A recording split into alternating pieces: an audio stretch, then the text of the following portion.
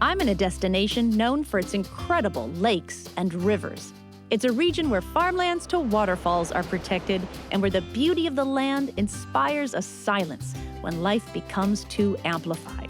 It's a place that honors the past, but is also making space for its future, creating an element of surprise with the beauty that you come for and the strong sense of humanity you leave with.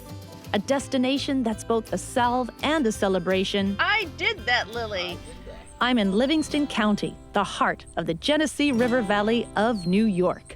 Hi, I'm Samantha Brown, and I have been traveling the globe for 25 years. Here's a great episode of my Emmy Award-winning travel series, Places to Love. Like and subscribe to join me on my adventures. Let's go. The Genesee River Valley is located in the western part of the Empire State, New York. Even though it's located in the Finger Lakes region, I'll be spending time in the small towns closer to the Genesee River, which cuts through one of the country's most magnificent state parks.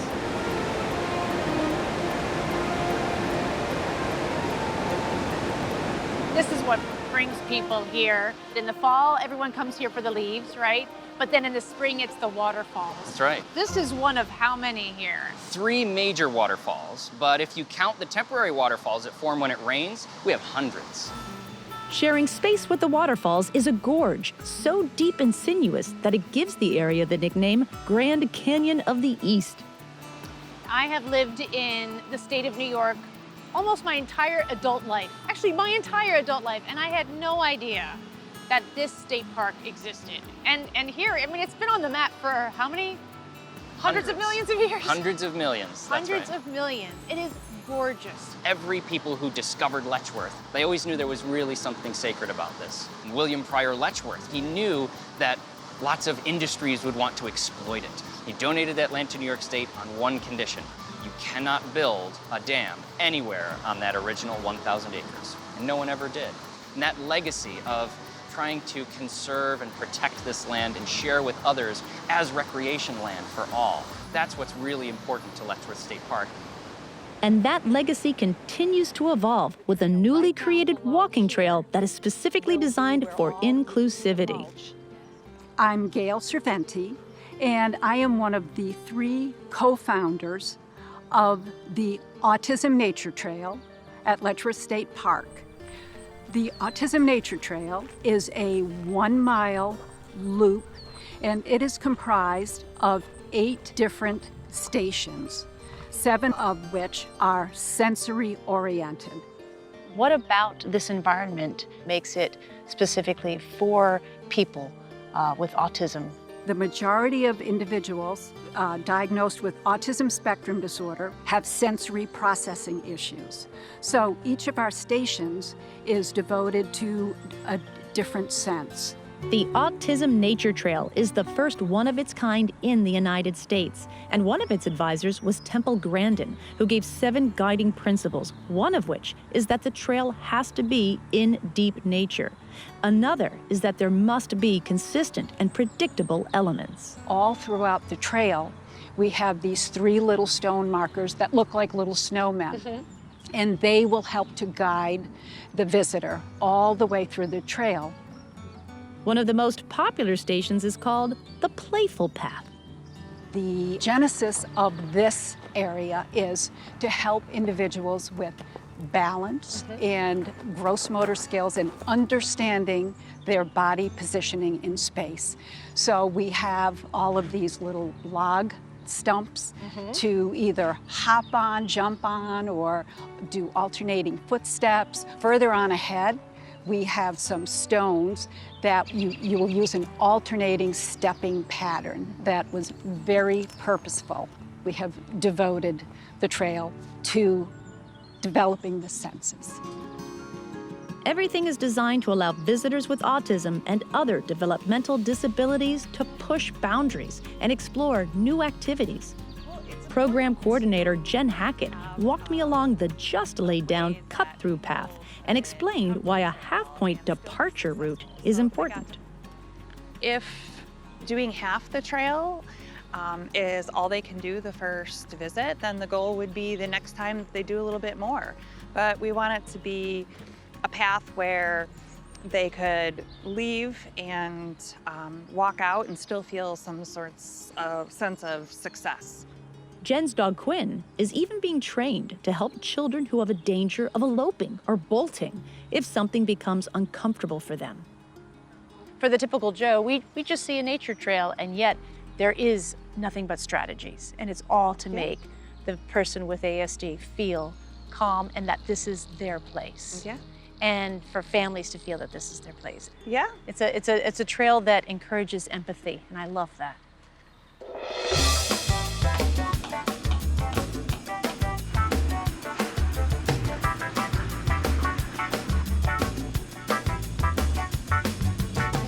So when did you first realize that you love to cook? Like since I was a kid, I was always in love with the kitchen. It was my passion. I think that's why it always comes to having a place to cook. Mi nombre es Melanie Álvarez Santiago y soy originalmente de Puerto Rico. I moved here in 2017 into Livingston County. I have stood on mountains that were smaller than this plate of mofongo. This is one of the largest portions I've ever seen of your national dish ever. Us Puerto Ricans, it's very hard to serve little. We always serve like a lot. Obviously, these seem to me like very traditional recipes. Were those recipes from your grandmother? Like, where does that begin? I can't say it's for one place because it's like a mixture of everything that I've been experienced since I started cooking. So like the mofongo, for instance, it is a very traditional way that we want to always make it and keep it how it was from the beginning. So we use a pilon with a maceta, which is to smash it. It's a smash, Yes. right? It's like that stone. Yeah, so we used like a wooden one. Okay. But then like a lot of people have upgraded their method to do the food, like they use blenders and things like that. And we want to keep it like the traditional way because I feel with the cultural, historic side of it, it gives like that touch to it that you can't find with something that is made out of, like with a blender, things like that. She finishes her mofongo with a broth, and it can be stuffed with pork, chicken, or shrimp. Melanie was able to fulfill her dream of opening a restaurant through an innovative county-wide competition called Dreamovate. Each year, 15 entrepreneurs are chosen based on their business plans and are awarded essential resources to make that dream a reality. She brought a new food experience to historic Mount Morris. It's still like a teaching restaurant. So we have a lot of customers that have never tried a plantain in their life. We teach every dish to the customers because we want them to know what they're eating and to know the history about it. So there has been definitely a lot of good feedback from customers that have never tried it, and then this is their first experience with that kind of food. So it is really good when you see a person that never tried your food and they like it. It makes my heart full of joy, definitely.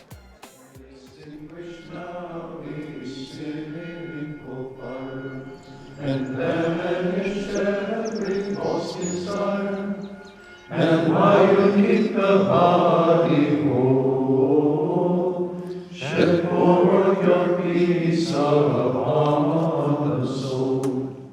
I'm Father Isaac Slater. I'm a Trappist monk at the Abbey of the Genesee near Genesee, New York. We're a cloistered and contemplative community, so that means that we stay in one place and we focus on the search for union with God. It's a life that's very structured and also very free and spacious at the same time.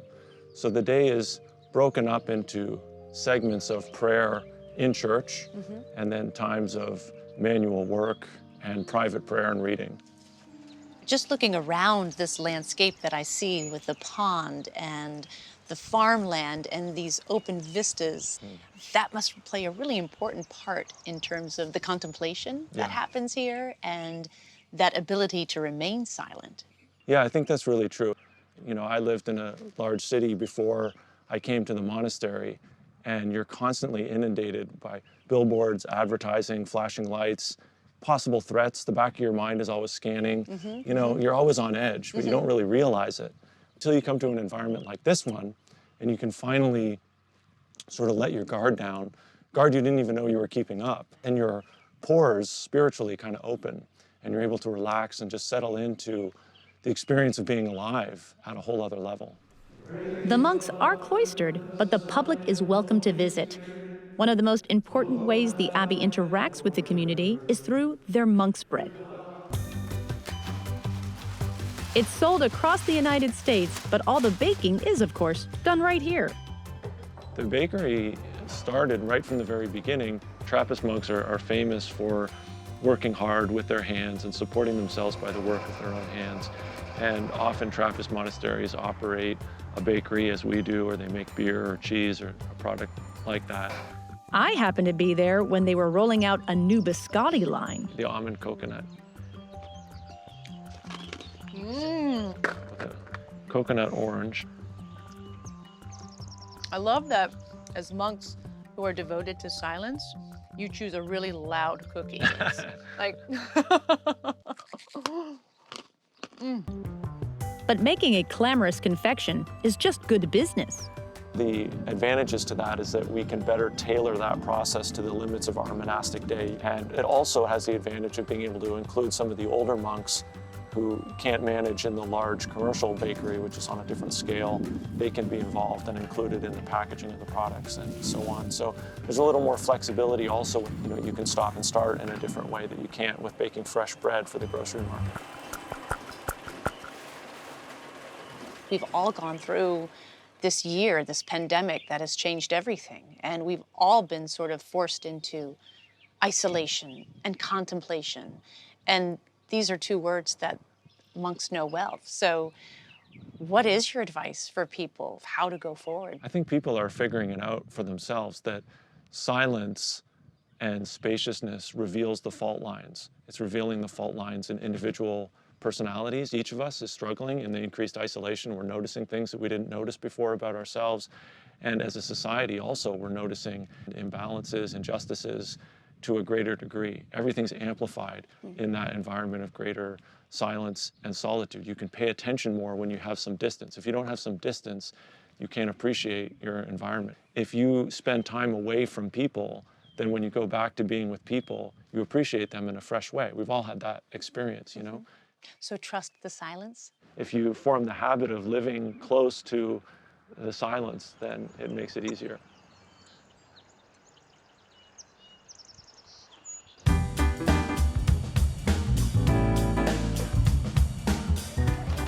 Shawn Dunwoody is an artist and mural painter who believes that to make strong public art, you should involve the public. And what we're gonna do here is we're gonna go working on this wall. I'm glad you made it out today, so you're gonna create what's gonna be here for a long time. I'm joining Shawn today to help the Livonia community paint a brand new mural. The town wanted to take an alley of cinder blocks and make it beautiful, so that something that was avoided now becomes a gathering place. It becomes one of those markers where you say, meet me at the flowers, please, meet me at the flowers. But earlier that day, I met him in the nearby town of Mount Morris to see one of his most elaborate and celebrated works, which centers on the original Pledge of Allegiance written by Francis Bellamy. He was from Mount Morris, and so in his original pledge, it did not have anything about the United States or anything about God, and he himself was a pastor, but he wanted everyone around the world to be able to have pride in their community, to be able to celebrate, and to celebrate by pledging allegiance to their flag wherever they may be. So the author of the Pledge of Allegiance wrote the pledge, and it didn't mention the United States? And it did not mention God, yes. Whoa. Yes, and that's why when I found out his original pledge that he had written, I asked the town, is that okay? I asked the village, is that okay if I actually put this on the wall? His own words yes. from the guy who... And they said, exactly, I do hope it. so.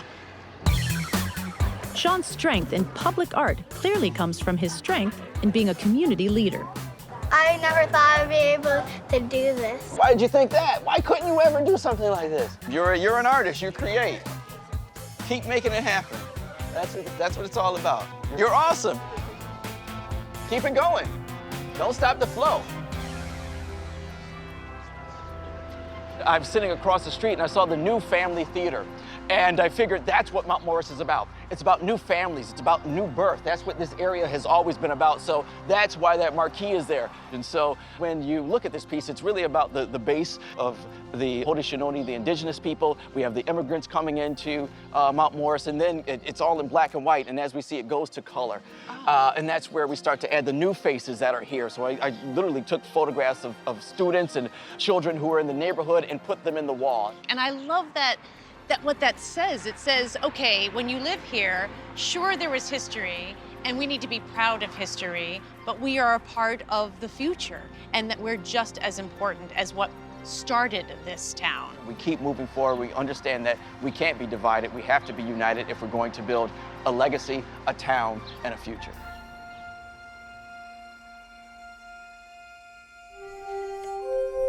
I'm at the Genesee Country Village and Museum, founded in Western New York in 1996.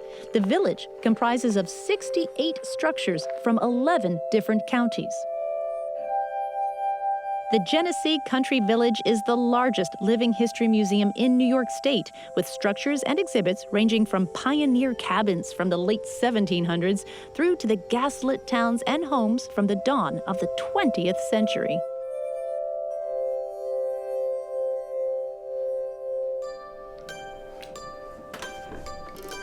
On select weekends throughout the year, it's possible to partake in your own pioneer experience firsthand. The museum offers an intensive 2-day immersion, tackling the chores and learning the skills required as a settler in the early 1800s. You can also choose a specific trade, like learning the skills of the village's much-in-demand cooper. Think of barrels prior to the Civil War as the cardboard boxes of today.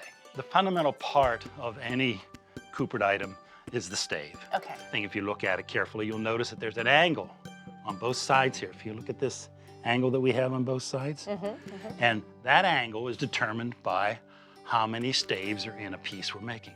Coopering is a visual motor memory skill, and how those angles become precise is what I, as an apprentice, will be learning. So to cut that angle, what you have to do is you have to hold it at an angle and pass it over this very sharp blade. So how in demand would a cooper be? Very much in demand, okay? And just making these buckets? Well, making buckets and barrels and butter churns, wash tubs, everything was shipped in barrels. Next, I learn hollowing and rounding, which I have to get on a horse for. We sit at the shaving horse, and this is nothing but a big clamp that the cooper can control with his feet, because of course we have to use both hands with our draw knives. You want to try? Yeah, absolutely. I really don't.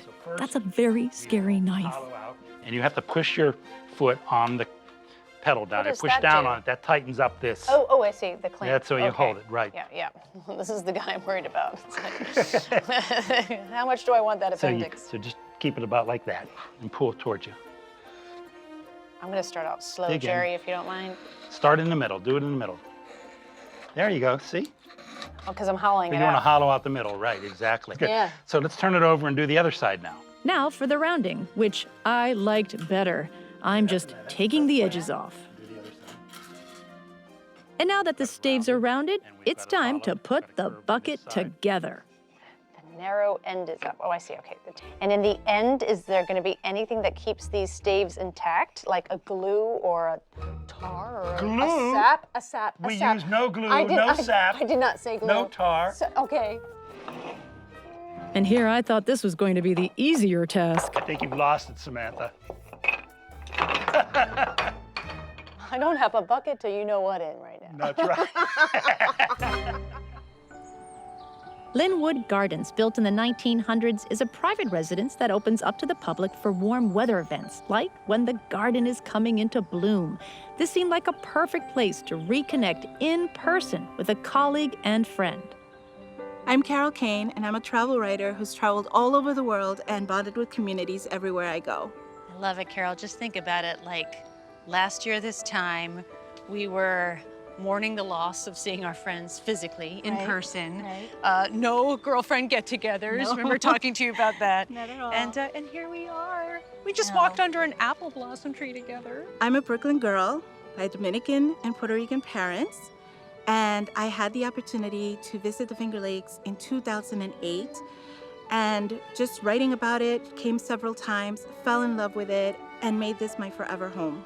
What was your perspective of it before you came and got to know it?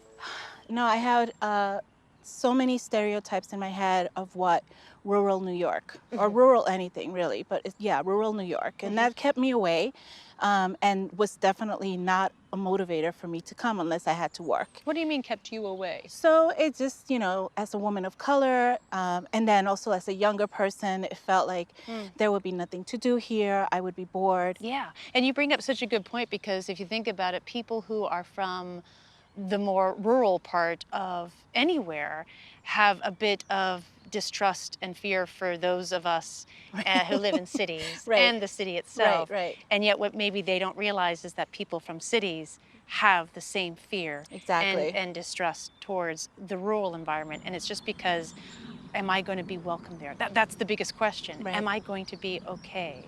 But no, it's a welcoming, loving, warm community.